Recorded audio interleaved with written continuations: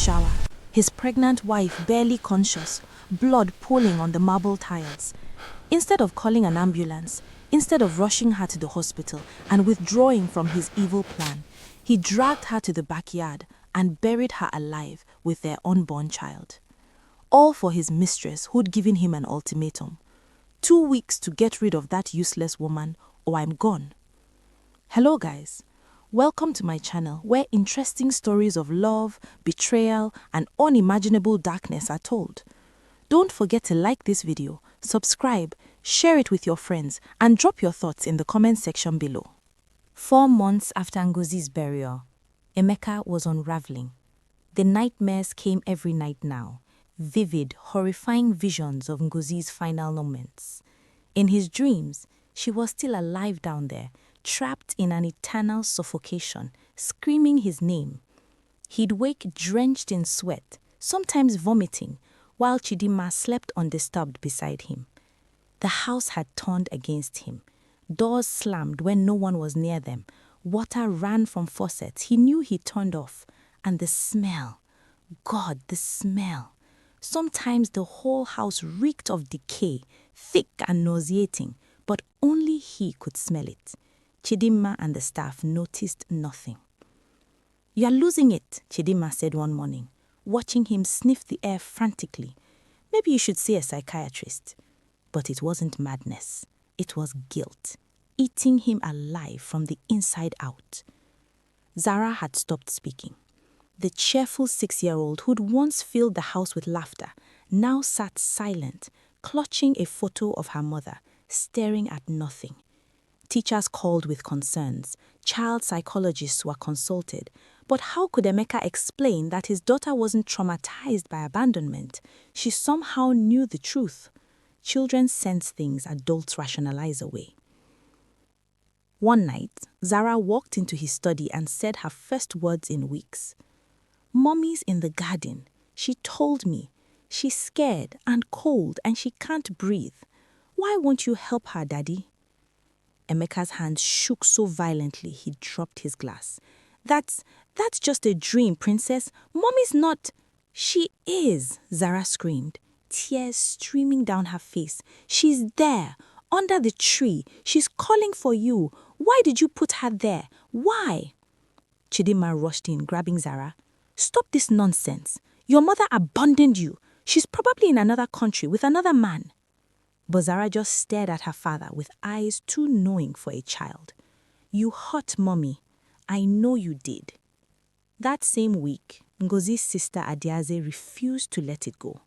She'd hired a private investigator, a former police detective named Okonkwo, who had a reputation for solving cold cases. He started asking uncomfortable questions. Why had Emeka planted a memorial garden the same week his wife disappeared? Why did neighbors hear arguing the night before, when Emeka claimed everything was perfect?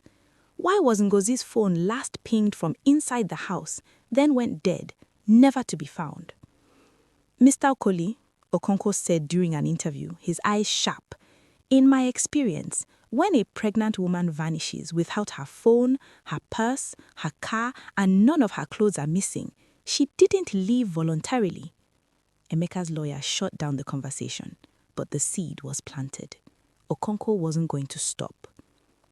Then the impossible happened. 6 months after the burial, during a heavy rainstorm, the ground over Ngozi's grave began to sink dramatically. Emeka saw it from his window, the earth collapsing inward, creating a depression that no amount of fresh soil could hide. He spent the night in the pouring rain, frantically shoveling dirt, packing it down, but the ground kept sinking, as if something below was pulling it down or pushing up. The gardener saw him. "Sir, why are you out here at midnight? Let me handle." "No," Emeka's shout was wild, desperate. "Don't touch this garden, ever. You are fired if you come near it." Word spread. The staff whispered. Chidinma grew suspicious, and Adiaze, armed with Okonkwo's findings, petitioned the court for a search warrant.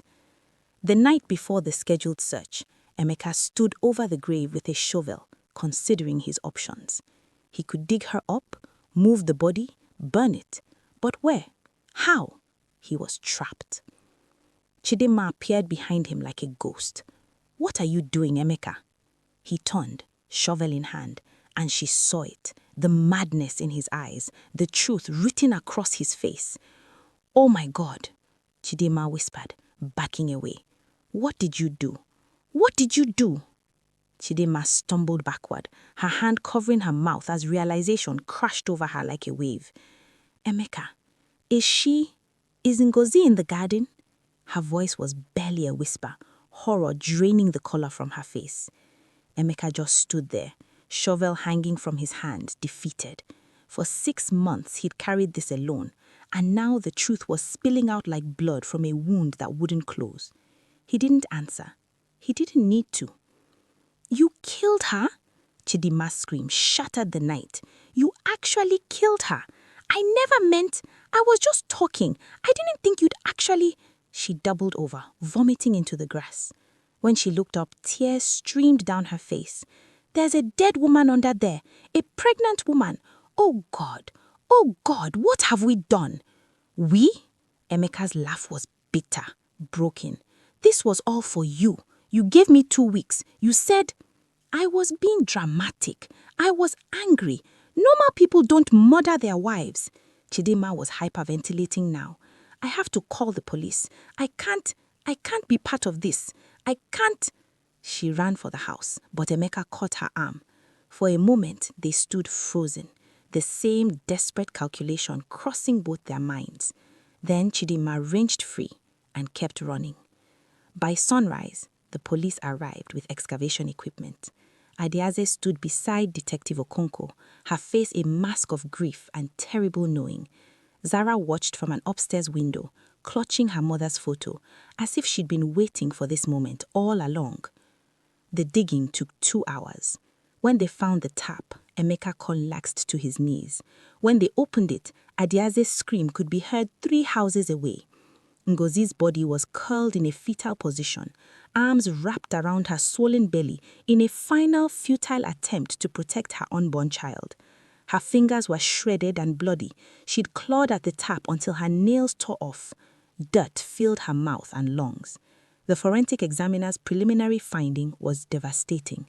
She likely survived for several hours after burial, possibly longer. Death by suffocation and trauma.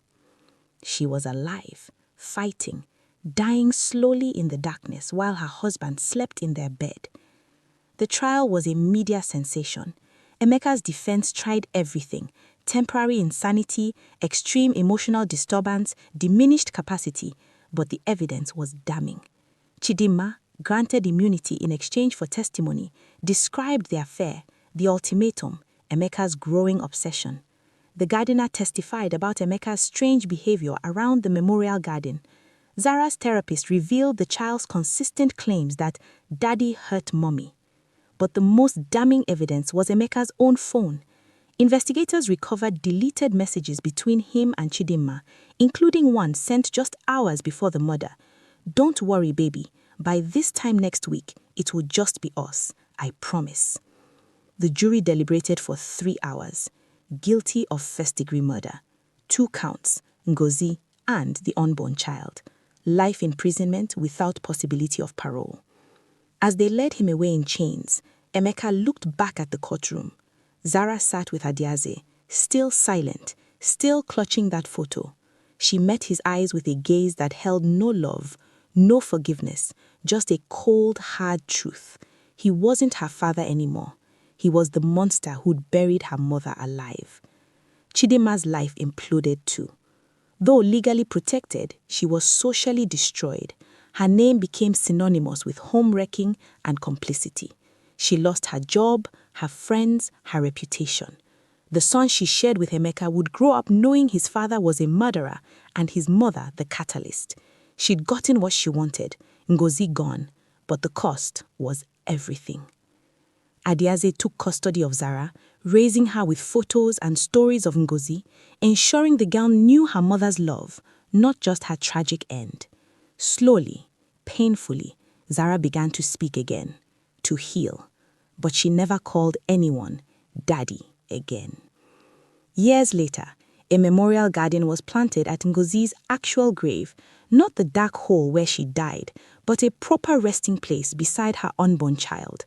The headstone read, "Beloved daughter, sister, mother, taken too soon, forever loved." The lesson? Love isn't possession, it isn't control, and when someone shows you who they really are, when they choose their desires over your life, believe them. For Ngozi, that belief came too late in the darkness 6 feet under, where screams go unheard. But the truth? The truth always claws its way to the surface. Always. If you enjoyed this story, don't forget to like, subscribe, share it with your friends, and tell us what you learned in the comments below.